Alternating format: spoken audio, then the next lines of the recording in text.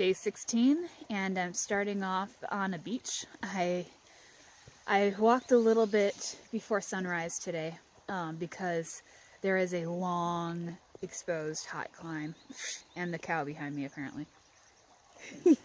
A long exposed hot climb. They probably wanted to come down here for water. And I want to get that done as early in the day as I can while it's still cool. Right down here by the river, the water has made it nice and cool, so that was fantastic. But I'm getting my last little bit of water, getting some electrolytes in me, trying to eat some food, because at the end of the days, with the heat, I haven't been able to eat, so trying to get as many calories down now as I can. And it's at least 11 miles until the next water source, which is a super appetizing water tank. So I gotta fill up on, make sure I've got enough water to get there anyway, for a long, hot uphill climb. And this is the beach I'm sitting at trying to eat my breakfast. It's a nice, peaceful little spot even with the cows running around, but can't spend a lot of time here because I've got some work to do. Here's a trail sign, and on this climb, heading up into some pretty darn cool mountainous looking terrain. This way I wonder if I'll see more stuff like that. You see the moon is still out, and then that's the river down there. So I haven't climbed up too far yet. Already breathing hard because it's been steep, but getting some cool new scenery. I'm about 2.5 miles up into the climb, and it is a different world already. You can see the peaks have gotten a lot more dramatic. That looks pretty cool. And then back down here is the river. So interesting new section. Rattlesnake number 3. At least this one's doing me a solid and getting off the trail. I don't know if you saw that last little bit of tail disappear. I'm gonna give him a wide berth, but he's way down there now. Hiding.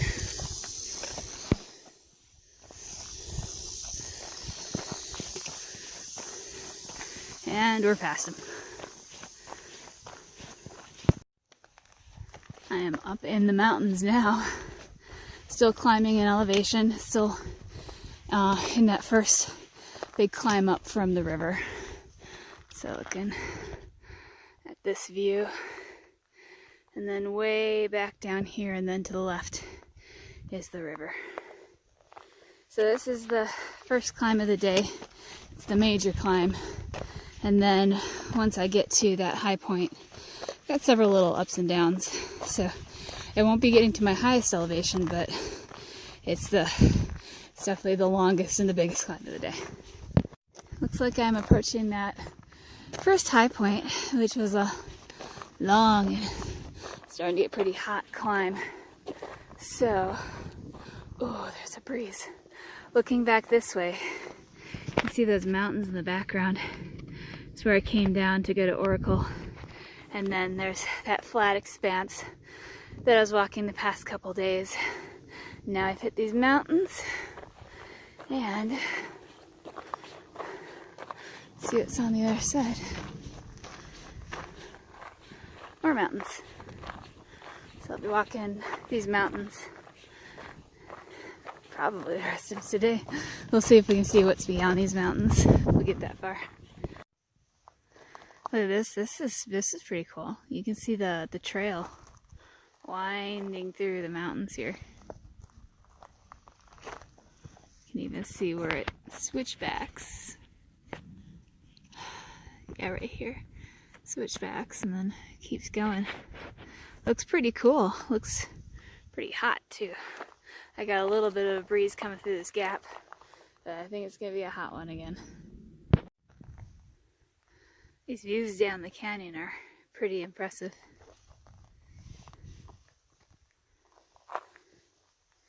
It's a nice deep canyon surrounded by all these rocks, and this is obviously the trail. So pretty cool. Oh my God, water. So much water. Oh, I mean, it's gross water, but this is a good sight because there's no water anywhere else here. And that was a long and hot climb. So it looks like there might even be some shade. So I'm taking a break here and getting some water, even though it's icky water. My filter will take care of it. I'm about to cross over a saddle, just looking back this way. Came in over that pass. I could see that stock pond. Oh, I see it right now. See if I can see it on the screen. Stock pond is right there. Section hiker Sierra is there right now, enjoying that water.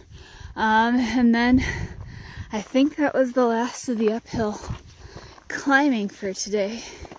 And it should be all downhill until I hit Picket Post Trailhead. And if I really pushed it, I could hit it today, but I'm gonna hit it tomorrow and have a trail angel take me into the town of Superior. But gorgeous views. There are these really cool rock formations down here that are kind of striped and green. Looked really, really cool.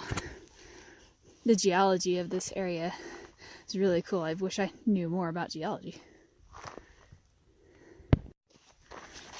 So this is one of the nice Arizona trail gates. Sometimes they're just barbed wire and a stick. But I thought I'd film this one since it's got such a beautiful background to it. I like these because they've got a nice design, and this is easy. Whereas the other ones, you know, you gotta try to loop it back. That's super easy. So thank you for installing those, Arizona Trail, because I much prefer those gates to some of the more crudely made gates. Some of the species of wildflowers are still going strong down here. Some of them are fading, but some of them these guys look really good.